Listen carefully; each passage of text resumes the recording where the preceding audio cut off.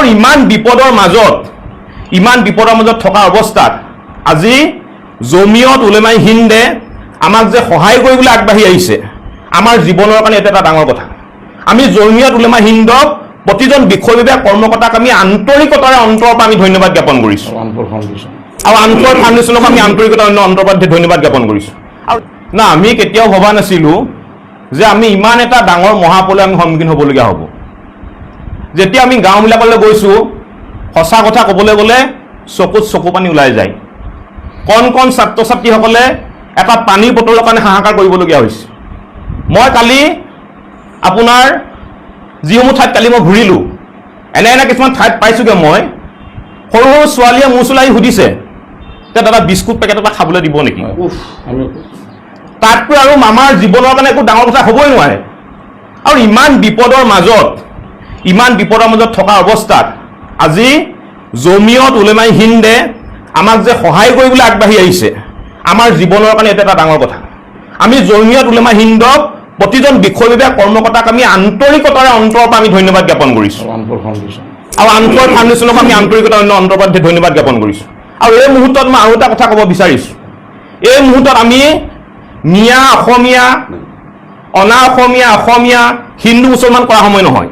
মই সামাজিক মাধ্যমত দেখা পাইছোঁ যে দুই এটা মই সংবাদ মাধ্যমত দেখা পাইছোঁ যে মিয়া খেদা নেতা চিটু বৰা ক'ত গ'ল এইবিলাক মন্তব্য দিবলৈ আৰম্ভ কৰিছোঁ। আমি গৰিহণা দিছোঁ কাৰণ এই মুহূৰ্তত মিয়া অনা অসমীয়া বা হিন্দু মুছলমান কৰা সময় নহয়। এই মুহূৰ্তত আমি জাতি বৰ্ণ ধৰ্ম ভাষা নিৰ্বিশেষে সকলো মানুহ এই বিশ্বত জীয়াই থকা বা অসমত জীয়াই থকা বা অসমত বসবাস কৰা সকলো মানুহে ইজনে সিজনৰ হাতত হাত ধৰি আমি আগবঢ়াৰ সময়।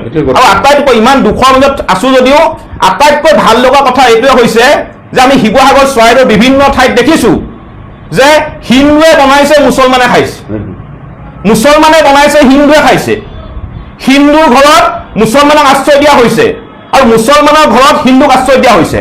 আৰু শিৱসাগৰৰ চন্তকত এটা মছজিদত আপোনাৰ হিন্দু মানুহক আশ্ৰয় দিছে। ইয়াতকৈ আৰু ডাঙৰ কথা একো হ'বই নোৱাৰে দাদা, ইয়াতকৈ ডাঙৰ কথা একো হ'বই নোৱাৰে। গতিকে এই বানপানীয়ে কিন্তু আমাৰ মানুহক বহুতখিনি কথা শিকাই থৈ গৈছে।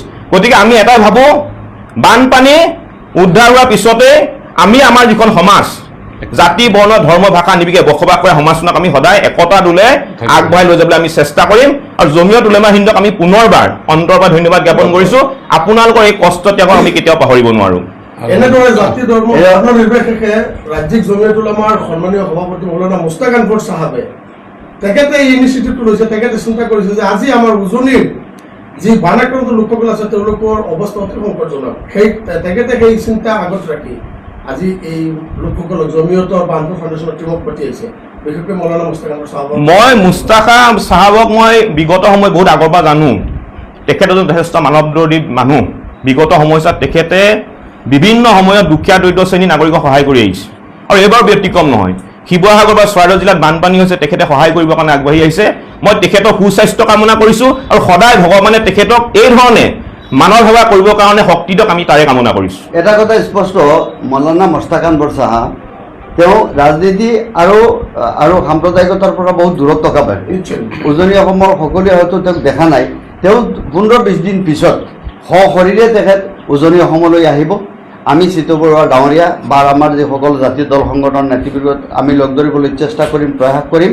আৰু মই বৰুৱা ডাঙৰীয়াৰ লগত এটা কথা মই সংযোগ কৰিব বিচাৰিছোঁ, অনুৰোধ কৰিব বিচাৰিছোঁ যে এই সময় মানে যিসকলে কিবা এটা ভিডিঅ' ভাইৰেল হোৱাৰ লগে লগে তলত কমেণ্ট অমুক এইবিলাক যিসকলে কৰে এওঁলোক সমাজৰ হিতৰ কাৰণে নহয়, তেওঁলোকে এটা কাজিয়া লগাবৰ সৃষ্টি কৰে, এওঁলোকেই সমাজৰ কাৰণে দুখনি। আপোনালোকক আৰু এটা মই কথা ক'ব বিচাৰিছোঁ, বানপানী হোৱাৰ প্ৰথম দিনাখনৰ পৰা আমি জাতীয় সংগ্ৰামী অসমৰ আমাৰ সৈনিকসকলে দেহে ঘেহে ৰাইজক আমি সহায় কৰি আছোঁ, এনি টাইম সহায় কৰি আছোঁ।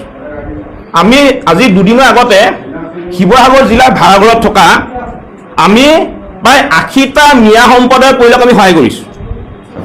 সেইটো মানৱতা গম পাইছেনে? ইয়াত মই সেইকাৰণে বাৰে বুলি কৈছোঁ, এই মুহূৰ্তত মিয়া অসমীয়া হিন্দু মুছলমানৰ কথা এইবিলাক আহিবই নোৱাৰে।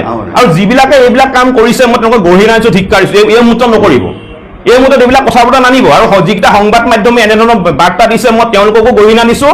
বিশেষকৈ এই দুৰ্যোগৰ সময়ত আমি সকলোৱে ইমান ধুনীয়াকৈ মিলা প্ৰীতি আমি আগবাঢ়ি গৈছোঁ। আজি সঁচা কথা ক'বলৈ গ'লে অসমৰ আজি বিভিন্ন প্ৰান্তৰ পৰা অসমলৈ শিৱসাগৰলৈ ছোৱালীলৈ ৰাইজ আহিছে হয়। যদি এইটো এটা ৰাইজ নাহিলেহেঁতেন, দল সংগঠনে যদি সহায় নকৰিলেহেঁতেন, NGO বিলাকে যদি সহায় নকৰিলেহেঁতেন, ইউটিউবাৰ বিলাকে যদি সহায় নকৰিলেহেঁতেন, জমিয়ত উলেমা হিন্দৰ দৰে যদি ব্যক্তিসকলে সহায় নকৰিলেহেঁতেন, সঁচা কথা কৈছো শিৱসাগৰ চৰাইদেউত হোৱা এই মহাপুলত কিন্তু বহুত মানুহ মৃত্যুমুখত পৰিলেহেঁতেন।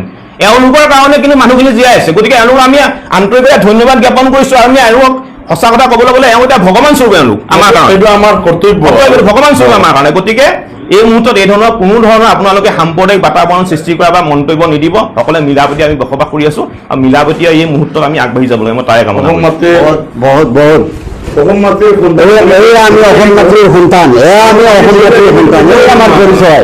আনফৰ ফাউণ্ডেশ্যনে সদায় আত্মজনক কাষত থিয় হৈ আছে, বহুত বছৰ বছৰ ধৰি কাম কৰি আছে সমাজ পৰিচয়ৰ কাৰণে, বিভিন্ন ধৰণৰ স্কিম কাম কৰি আছে। দুৰ্যোগৰ সময়ত আমি এক অসমবাসী এক, এই চিতু বৰুৱা, এই কলিমুদ্দিন, এই ফিৰোজ আহমদ, এয়াই আমাৰ পৰিচয়। জয় আই অসম। পৰিচয় কোনেও বিনষ্ট কৰিব জয় আই অসম। জয় আই অসম।